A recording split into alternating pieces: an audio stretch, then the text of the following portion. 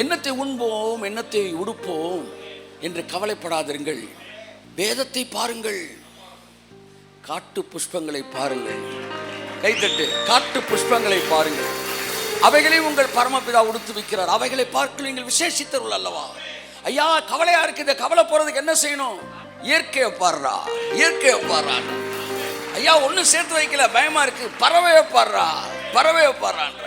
ஐயா, நாக்கு எப்படி பயன்படுத்துன்னு தெரியல, கப்பலை பாடுறா, குதிரையை பாடுறா. எனக்கு குழந்தையே இல்லையே, வெளியே வந்து வானத்தை அண்ணாந்துப்பா. God is in nature. கடவுளோடு இணைந்திருக்கிறவன் இயற்கையிலே கடவுளை பார்க்கிறான். காணப்படாதவைகளாகி அவருடைய நித்திய வல்லமை, தேவத்துவம் என்பவைகள் உலகத்தோற்றம் கொண்டு உண்டாக்கப்பட்டிருக்கவையினாலே காணப்படுகிறது. காணப்படாததை நீ பார்க்கணும்னா உண்டாக்கப்பட்டதை பார்த்தா அதுல தெளிவாக விளங்குமா?